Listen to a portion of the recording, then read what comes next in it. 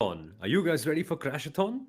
Guys, we're at Saudi Arabia, the circuit that has a record of coming up with a safety car in every single Formula One race that we've had here. We're lacking a few crashes. We got our fair share of overtakes in Bahrain. We didn't see crashes. So I think that's what our big talking point for this weekend should be. What is going to be the number of crashes that we're going to end up with at the end of the weekend? And for you, Kunal, who's going to cause the first one? The driver who causes the first crash will also be voted as the driver of the day. Mark my words. Just how random the driver of the day selection has been this year with Kimi Antonelli, and then last race it was Lewis Hamilton. I get a feeling we are not far away from the fact when Formula One will actually put out Nikita Mazepin also as one of the drivers you can vote for, even though he's probably not raced for 5 years or whatever. But yeah, these random things like driver of the day. But okay, who's going to crash first? I get this feeling we're going to have a crash-free race, Sommer. Hmm. I think I go with. I know Sundaram's nodding. I'm okay. Wait till we get there. George Russell, including Franz Tost, who was on our episode last week, said this is one of the best grids in the history of Formula One. George Russell said the same thing, one of the best grids in the history of Formula One. Why don't we break down who do we think could crash? Because the F2 drivers have all driven here. I think the only driver who's not driven here is Liam Lawson, if I remember, because when he was racing in F2, F2 wasn't racing here. And then, we've Hmm. seen how Liam, based on the location coordinates and based on when the stars are, he's either in or out of one of the Red Bull cars, right? So I don't know. I don't think anyone's going to crash. Maybe Burnt Maylander, who Sundaram met cordially in Bahrain. Look at that smile.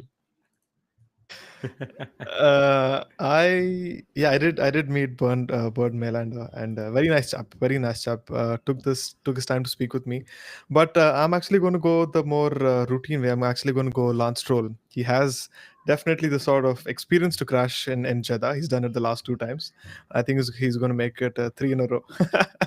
uh, but I hope he doesn't. Actually, I hope he doesn't, because it's an important race weekend for Aston Martin in two aspects. It is their 100th race start in Formula One, which is a big milestone for a team like Aston Martin.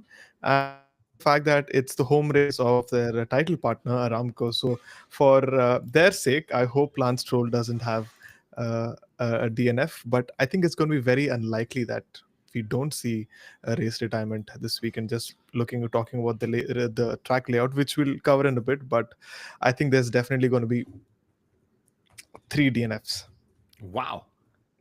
Through I the think so weekend or too. through the race? What do you mean? Through the race. Three Going through. It is a DNFs. dangerous Yeah. circuit, guys. It's a dangerous circuit. 27 corners. What else if we had a circuit with so many corners? I remember there never being this many. I think maximum we've come to before this 18, 19, 20, 27 is unreal. Like, and the drivers are constantly going flat out over here, which means qualifying is going to be crazy. And I'm just thinking, man, this race is all about momentum and all about the person who's able to get the best possible qualifying lap. Sure, you can pass here, and you will have a lot of DRS games to play around, as Max Verstappen and Charles Leclerc have done a couple of years ago. But this is all about qualifying, Sundaram. This is going to be the most important qualifying for both Lando and Oscar, because whoever gets the jump here, momentum's clearly on their side, and during the race, that's going to be such a big talking point for them. Qualifying is going to be important around Jeddah also because of how narrow the track is, and also how quick it is. The fact that it is very fast flowing, and we've seen that in Australia, we've seen that in Japan. There are certain overtaking opportunities, but quite not a lot. So that's going to make overtaking very difficult on race day as well. And as we've seen over the last, how many races? The last five races. um the driver who's been on pole has gone on to win. So, in that regard, overtaking is going to be something that you need to keep an eye on. Saudi actually had one of the lowest number of overtakes in 2024. I think it was barely 20. So maybe that was third or fourth on the overall list, which kind of further reaffirms the fact that qualifying is going to be a big day. especially in the McLaren stables, because you had an Oscar Piastri last year telling that one of the key areas where he had to work on was qualifying, and look at him absolutely demolishing his past demons, putting the car on pole in China and in Bahrain, and converting that into a race win. It's going to be, I think, a big race weekend for Lando Norris. I didn't think I would say this after Australia, but I think the focus comes back on the Lando Norris, which we should talk about also very soon. You mean there's more pressure on Lando Norris? The one thing he can't unfortunately handle too well. At least that's what we all feel from the outside. Yeah, because I had a different perception of him after Australia, and it feel that he had really come and grown as a driver over the last year, and he definitely has. But for some reason, he's not seeming at one with the car over the last couple of races, and he's been very vocal about that. So for his sake and for his championship's sake this season, it's very important that Lando Norris shows up and stays consistent through the race weekend. And I'll actually add, even for Formula One's sake, we really need, like Samuel said, the two McLaren drivers battling without papaya rules. I think Zach Brown said that a couple of days ago, that we've actually not seen the two drivers go head to head, despite having 5 races, whatever, 5 race starts, or if you count the sprint race, because that's the one area where I would love to see them go at it without without the pit wall entering, saying papaya rules and whatever. And suddenly, papaya is one of our favorite fruits, but when it comes to Formula One, I'm just like, guys, can you all just let them race and let them be? And like you said, for the sake of Lando himself, for the sake of McLaren, they've backed him all along. I mean, think of it this way: papaya rules has often been in favor of Lando Norris. It's been in favor of him, of course, by also virtue of the fact that he was pretty much the driver on track most of the times, driver ahead of Oscar. But one of the reasons we also don't like it is because it's Oscar who's at the receiving end, and then suddenly he's got to sort of not be the one attacking or going for it. But if Lando has to bounce back, okay, I think this is that one circuit where Oscar Piastri has outqualified him. For the last 2 seasons, they've been teammates at Saudi Arabia. So it's again going to a circuit which works in Oscar's favor, at least did in the last couple of years. And for all those wondering, Oscar Piastri has led 107 race laps. He's second in the Drivers' Championship, whereas Lando Norris has led just 56 race laps. That moment going off in Australia, if that hadn't happened, Piastri would have been leading the Drivers' Championship. And that moment was not a driver error, mind you. But okay, the focus is on Lando.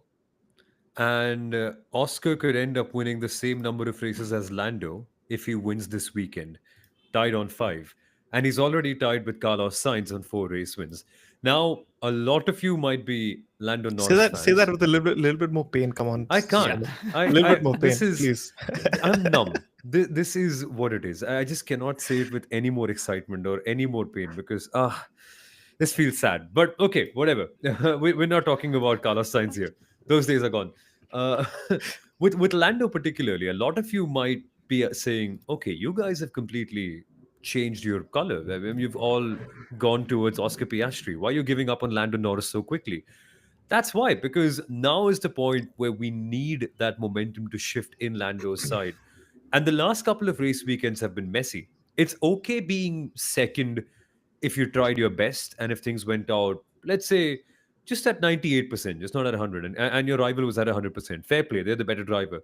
But if you're making mistakes in qualifying for 2 races in a row, if you're not quite having, let's say, the best balance with your car and then the team's making adjustments towards it, that's not really a good sign that things are going your way.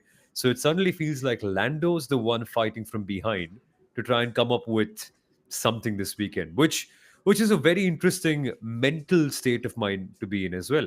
Because I suppose, guys, it's the first time ever that Oscar Piastri walks into a Formula One race weekend full well knowing that he's the one with more momentum and control. Because up until this point, Lando was always the number one or the championship leader or the lead driver or the more experienced one. But now we've seen in the last couple of races that Oscar can be at the same level. So it's a new dynamic, I'd say, Sundaram. Yes, it is a new dynamic, and as you were actually framing that question, it took me back to my days of school. Whenever I would come back from an exam and say, you know what, I had a bad paper, but I would also follow that up with saying that everyone else had a bad paper. So Formula One is also very relative. So if you make mistakes and if others are also making mistakes, it's fine. But if you're making mistakes and your teammate of all people is putting on a strong show, then that kind of looks bad on you. And I think apart from that little slip up in Australia, I think Oscar Piastri has been spot on throughout the entire season. And that's a big point for Norris to understand, because here you really can't compare cars. You really can't compare, say, it's a Red Bull, it's a faster, more dominant car. It's the same car. So ideally speaking, you should be able to, you could be the person who actually wins those races or puts it on pole position. But like they say, this is the opportunity, or this is the time when Lando really has to pull up his socks and say that, and deliver the sort of performances, because Formula One is a very unpredictable sport. They have a front running car today. You don't know the sort of upgrades that might come up later on. You don't know what happens next year. And which is why we've said this, for F1's sake, for his sake, for McLaren's sake, this might just be his last chance in a race winning car. We don't know what happens the next year or in the next 20 years, like Fernando Alonso. But yes, it's important that Lando Norris is able to deliver in qualifying and in the race, and is able to match up to Oscar Piastri for a change. This has always been the converse until now. And why don't I read out some stats? Because, like both of you all pointed out, it was always Oscar needing to make that step up. Samuel, your favorite thing last year was Oscar still learning, give him time. He's managing race tires. Yep. Guess what? He's sort of made that step forward. You can see that. He's got the car, he's delivering with that car.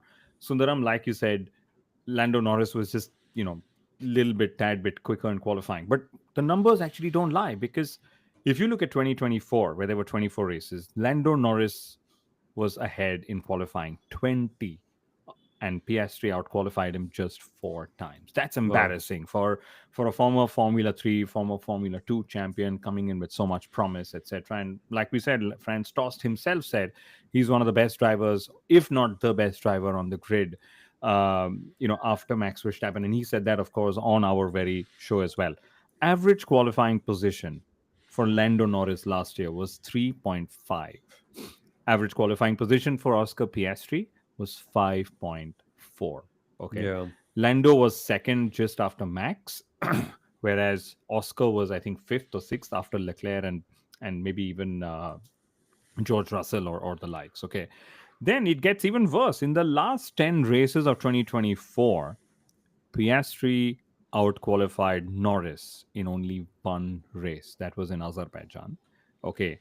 And Norris had 8 pole positions in 2024, most of which came in the last 10 races, whereas Oscar Piastri had 0. So full marks Oscar. But we have to see, we're waiting to see Lando Norris bounce back. And if Lando gets pole, I know it makes life a lot easier. But even if he doesn't, there's one thing that I'd love to see from him this weekend, which is winning from any position that's not pole. Because apart from Australia, I mean, up until the Australian GP, which he won, 4 out of his 5 race wins have come from the pole position. The only one that didn't was his very first one in Miami, where McLaren and Lando were very fortunate thanks to a safety car. This is something that's that's a dangerous situation to be in. It's a double-edged sword. The fact that you only win when you get pole is a very tough way to conduct a world championship, because then you're showing that you're pretty good in selective circumstances, and then when things go your way, that's when you're pretty fast. So can Lando actually bounce back and do well, even if he's not on pole position? That's going to be a big talking point. And I feel genuinely that there could be other drivers in the mix for pole as well. Cooler conditions. It's a very fast, high-speed track. You need tires to be warmed up. George Russell's doing excellently. So it's not like the two McLarens are the only ones fighting for pole here. I mean, George Russell has been exceptional, and I don't know if people have spoken about it enough, or don't want to speak about it for whatever reasons. But credit where it's due, he has been exceptional over the past several races. I think it was since Baku last year that he really kind of flipped a switch, and he's been very consistent. And if I'm able to pull out my stat at the right time. I think George Russell has finished in the top five in the last, I think all the races this year, but I think in the top six in the last, I can't really find it right now, Yeah, yeah. in the last 10 or 12 races as well. So it really Maybe goes to show even that more. he's, Maybe yeah, more. You're right, even more. Sundaram. Yeah, Yeah, yeah. And yeah. I think So he's on a 14 race streak of scoring points, or 14. Yeah, definitely. yeah, yeah. So yeah, so he's one of the drivers you'd really talk about after an Oscar or a Lando, even in qualifying, especially. And like Samuel said, low temperatures, a track that doesn't have a lot of tire degradation, not a lot of tire wear, and something that will really help if they run low downforce as well. So one of the other drivers you definitely have to keep an eye on is George Russell. But I have to read. I have to read my notes better then, because my reading is that even in the evening time, the track temperatures are still pretty high. So I still get a Yeah, feeling. yeah, yeah. Yeah. Yeah. So low temperatures, I maybe y'all mean in another metric, but Ambient. eventually across. Sorry. Ambient temperature. Yeah, but track temperature is still going to be high across all the key sessions, which is where tire management, overheating, all those things that trouble the Red Bull come in. And We've forgotten that Saudi is in April this year and not in March. Last Actually, yeah, year it yeah. was in lower yeah, temperatures. You're right.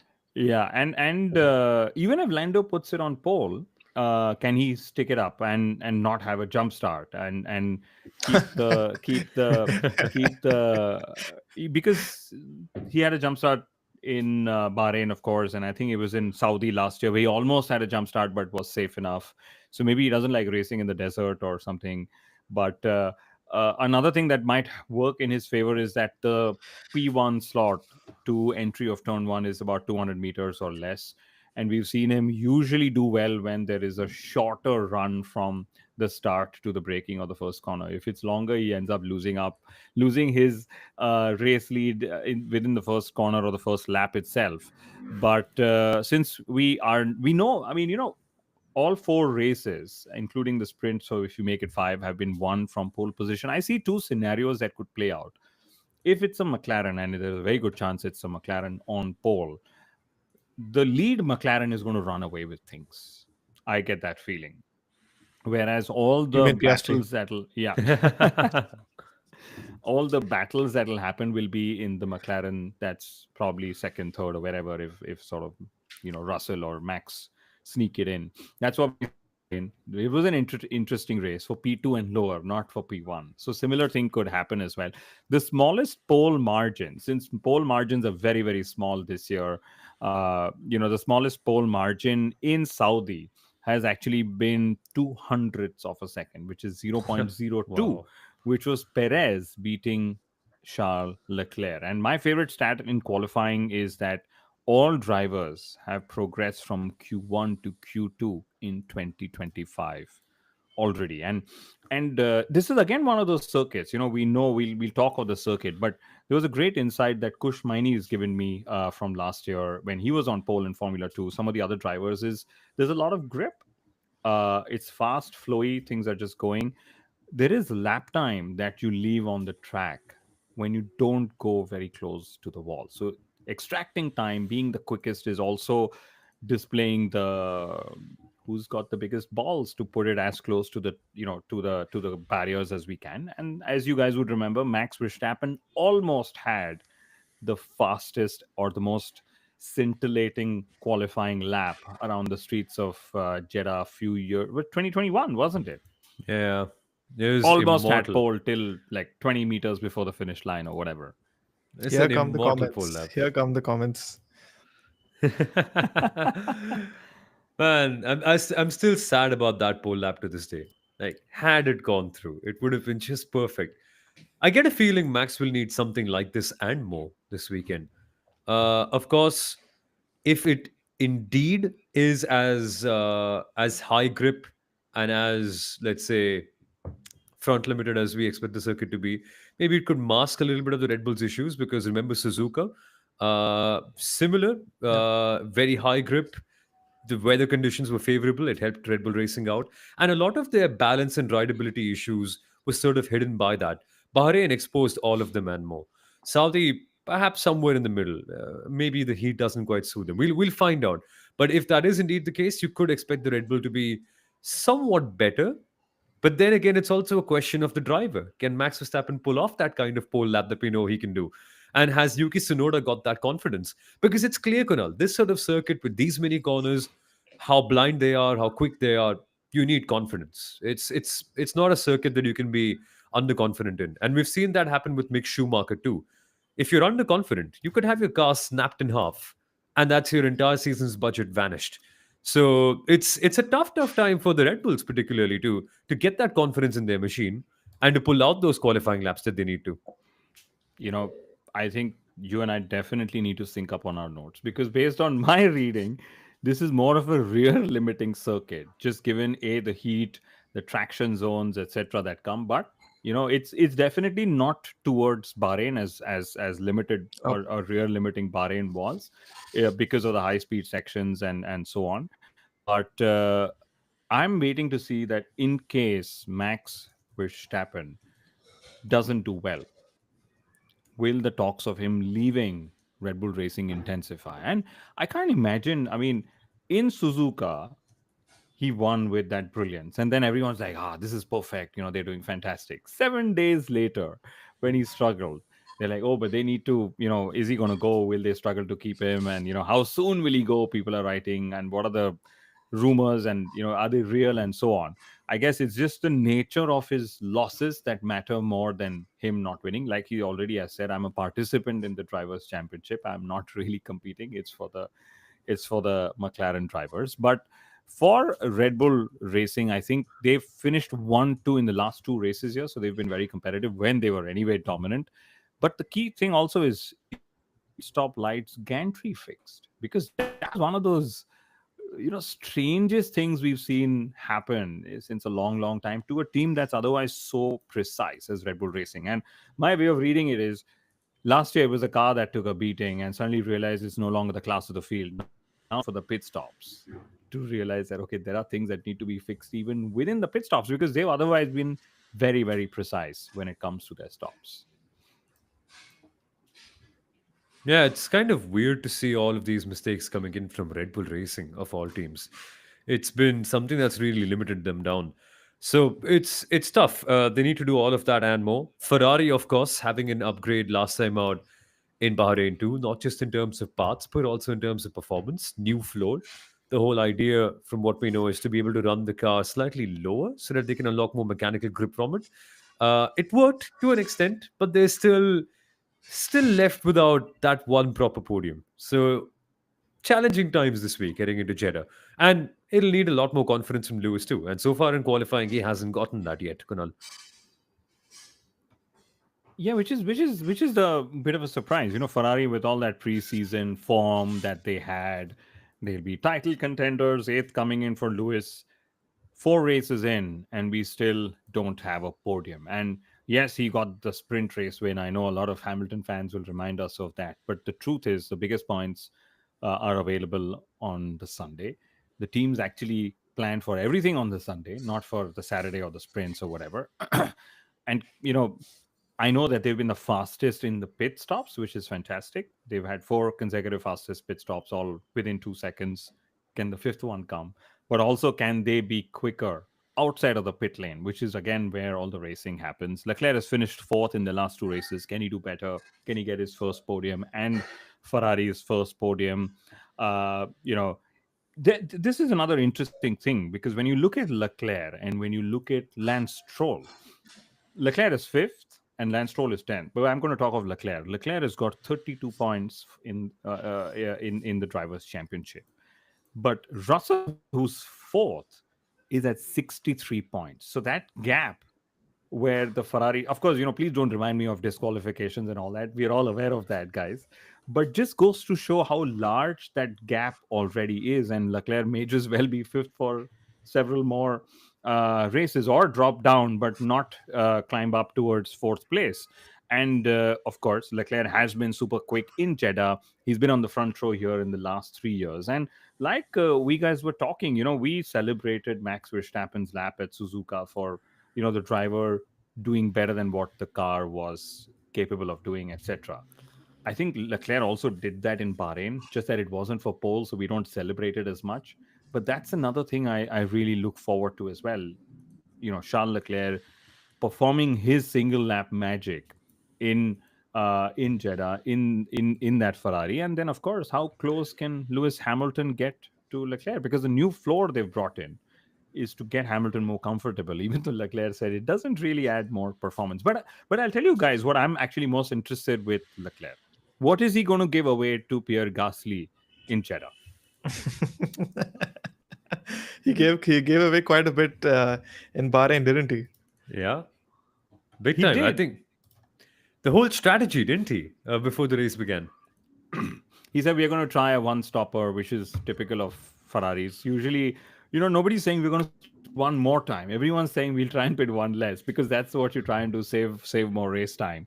But I think even last year, if I remember correctly, Gasly and Leclerc were already talking of Hamilton, or was it 2 years ago when all the rumors were starting? So that French brotherhood means Leclerc just gives away a lot to Pierre Gasly, and for all the Netflix and all the other cameras, that's where you want to sort of put your boom mic and see where it goes. But yeah, I'd love to see what happens this time. Is he going to give away some more information, maybe his banking password or something, or how much Ferrari is paying him? I don't know. Where he gets his therapy done, but Or his hair but done or yes, whatever. Yeah. but yeah, no, but the important point is, yeah, it's going to be an important race weekend for Ferrari. And I think one of the points that Samuel mentioned, it's going to be key how low they can run the car, and that's also something that's very confidence inducing. Yes, there have been more bumps in the previous tracks. How does Saudi turn up? You'd barely have a lot of bumps because it's a street circuit, and it's largely very flat. So in that regard, it might just go up Ferrari's alley in terms of performance or in terms of operating window. Low downforce track, minimal tire wear. So with that floor, it's at least you could say that as of now it looks positive, but you'll have to see eventually what happens over the race weekend. But I have a feeling maybe we could finally you're finally reaching that stage where you can see that four teams are going to be fighting for it together. Hmm. And at the end, who gets their correlations right? They Yep. must have practiced this so much in the simulator, but Red Bull have been complaining that the correlations aren't quite matching. Like the stuff that we're seeing on the simulator isn't quite tallying up with what we see in real life. And there are so many problems that we see in real life that we just can't on the sim. Like dirty air, that's what's been Sauber's problem. They have a Yep. fundamentally good car, but when following, that car just isn't able to get anything. There's no balance, there's no grip, there's nothing whatsoever. And you can't accurately predict in the simulator how much dirty air you're going to get. That's what their technical director said, because they've got so many different circumstances coming in here and there, and that can really change things around. So it's going to be interesting to see how the weekend progresses and who also is able to capitalize over it. You I, found something, Kunal? no, yeah, again, I'm sounding extremely silly, but maybe I'm still in my banter mode. Why don't teams just put two cars in the wind tunnel to understand the effects of dirty air on their car? I mean, if I remember last year Ferrari said our car is very wind sensitive, and then we made a big joke saying the cars are built in a wind tunnel. How can they be wind sensitive? If there's anything, what the wind does that. But anyway, it's just thought I'll put it there. But yeah, I mean, will following be easier? Will this be an overtaking fest? I know Somil loves the DRS games that drivers play. Uh, I would love to see whether top three, top four teams actually in the battle, and seeing where they go. Also, do you guys still think that Liberty Media is going to market this as the fastest street race on the calendar, or have Why they wouldn't sort they? of? Sorry, Of course. Why wouldn't they? I isn't Las Vegas almost close to that as well? But it isn't. Yeah, It's but still the Uh, fastest. I don't read it anywhere anymore. We saw it in the Yeah. first four rounds. I don't read it, so maybe they are holding that back in some way. It is the fastest street race on the calendar, as far as I know. If we in fact have uh, no stoppages, no yellow flags, red flags, safety cars, or whatever, we could actually end up finishing the race in 70 minutes, which is usually what we get in Monza if it's run if it's run interruption free. I think last year we had a safety car and we still finished in 1 hour 20 minutes. Okay, that's how quick the circuit is. That's how quickly the 50 laps go by as well. But let's see if it's still marketed as that fastest street race on the calendar. So that's largely on average pace. So Yeah. I've just pulled out the number. So if you see Monza, it's at 263 kilometers per hour on average per lap. Poof, that's quick.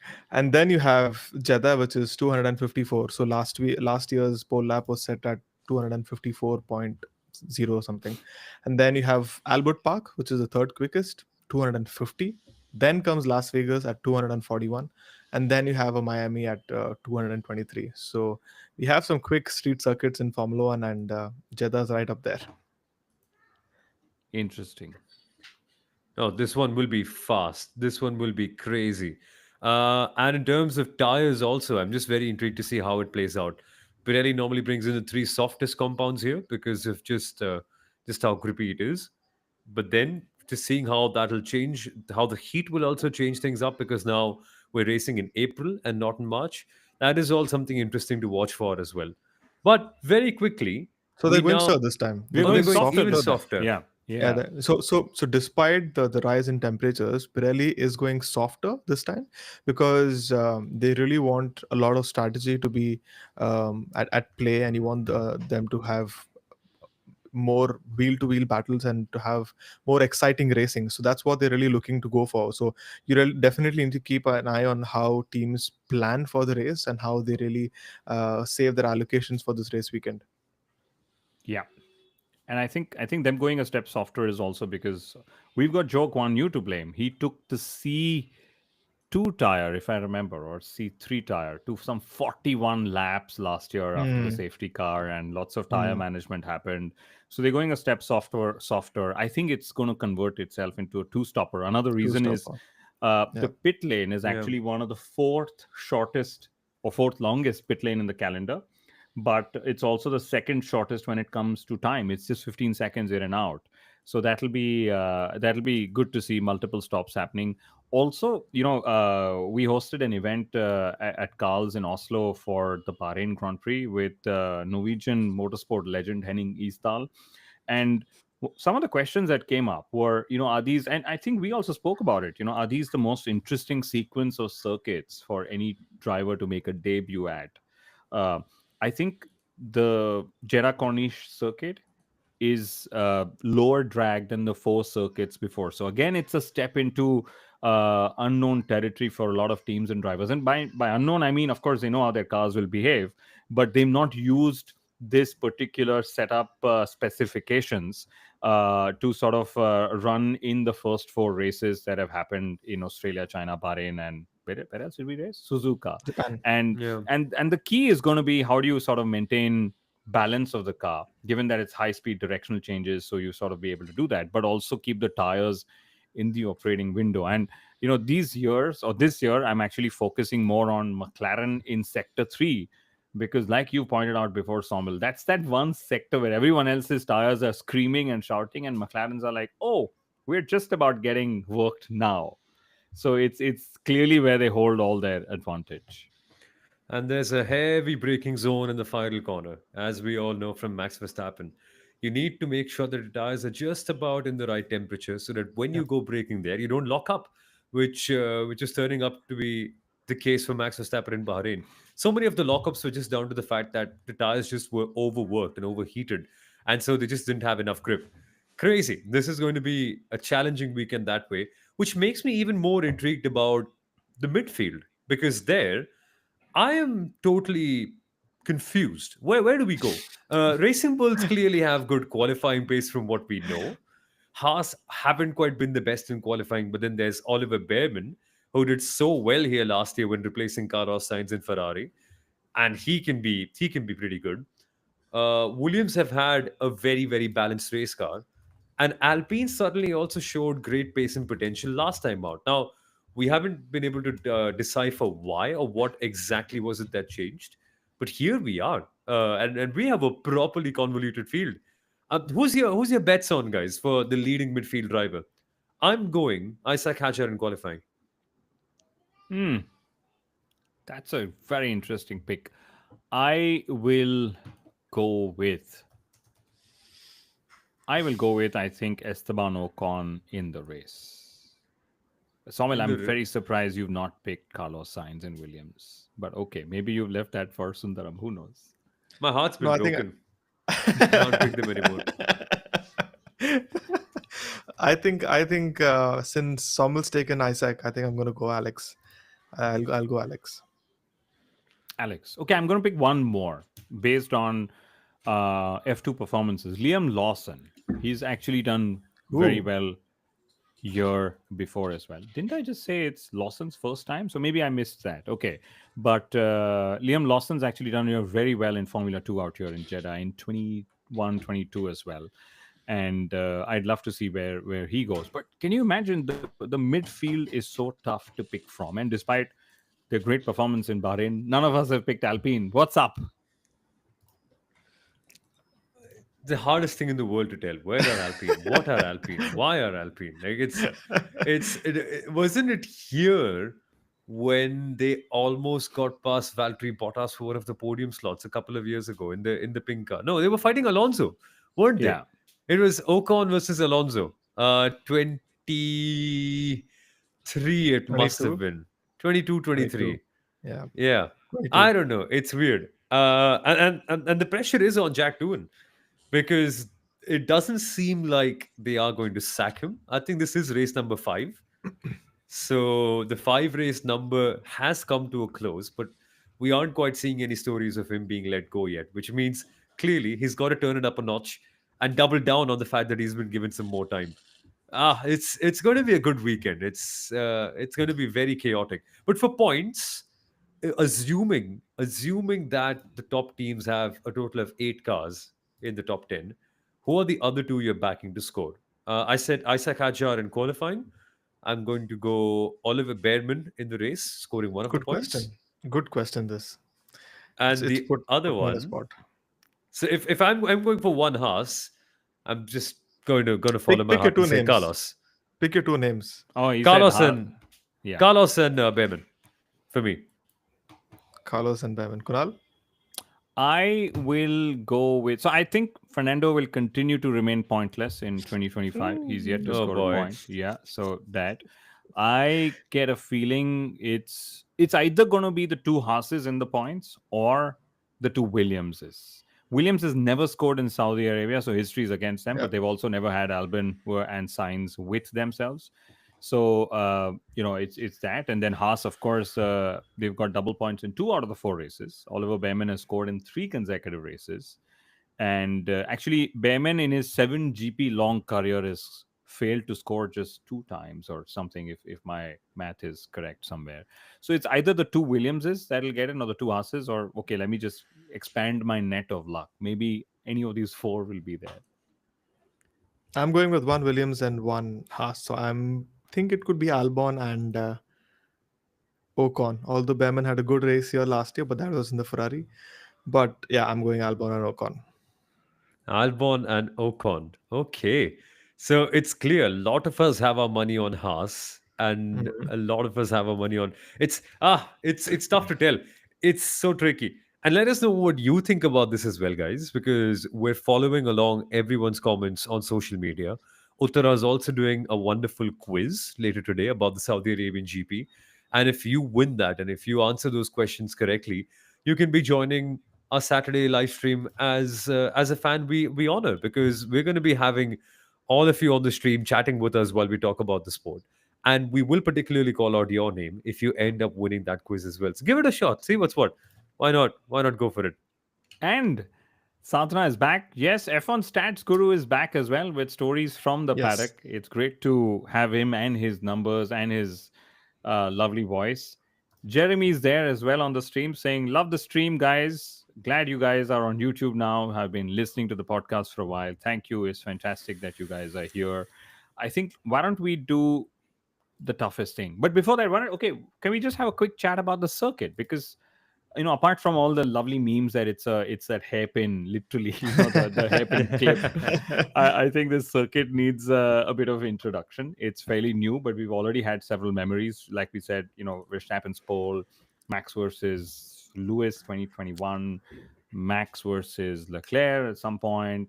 That has happened as well. But 27 corners, 16 turning right, 11 turning left. Despite 27 corners, there are just about 7 braking points, because lots of these corners are high speed kinks, as we call them. So you're pretty much just on the gas or lifting off to get some front directional changes. The slowest corners turn 2, 80 kilometers per hour. The quickest corners are 20, 21, and 26, all over 300 kilometers per hour. And I think turn 13 has also got a gradient. So they've sort of managed to pull that in. 3 DRS zones, pole position starts on the right hand side. And I think qualifying, like we've said, is going to be extremely crucial. The smallest race win margin here was half a second when Verstappen beat Leclerc. But guys, I am actually rooting for a new face on the podium. The podium positions have been filled only by 4 guys: Norris, Piastri, Russell, and Verstappen. Let's do predictions. Do you guys think there will be a new face on the podium? And what's your top 3? Oof. I hope Kimi Antonelli. I hope it is him. It'll be such a fun story. But I'm going Lando, Oscar, and the mind says George. Yeah. Go for it. Oscar, George, Leclerc. Oh, My goodness. interesting. So George is gone, Leclerc is gone. Okay, Antonelli is where you're hoping. So Antonelli's qualifying has actually gotten better with each race. He was 16th, 8th, Yep. 6th, 5th. So let's see where he lands up. In F2, he's actually had 2 top 6 finishes in both the races last year as well. I get a feeling we are going to not see a new face, because if Leclerc is there, there's definitely a new face on the podium. I don't think we're going to see a new face on the podium. I get a feeling it's going to be Oscar, Lando, and Max Verstappen. That guy, it cannot be ruled out. He will still pull out some of the magic. And, we keep saying how special he is. Franz Tost has said how special he is on our show. Max Verstappen is yet to finish lower than his start position in 2025. How That's incredible is crazy. that? Even after a weekend like last time. Yep. That's crazy. That's crazy. Okay, then. Tons of storylines heading into Jeddah. Lots of really interesting battles at the top and the midfield. Let us know which one excites you the most, and make sure you take part in the quiz that Uttara is going to put up on the Inside Line F1 podcast social pages. And Inside Line F1 pod is the place to be for that. And you could be mentioned on our post qualifying show on Saturday, which you shouldn't miss. And to make sure you don't miss it, subscribe to the Inside Line F1 podcast on YouTube and make sure that the bell notification is always on. Thank you for watching, everyone. We will catch you on Saturday. Bye bye.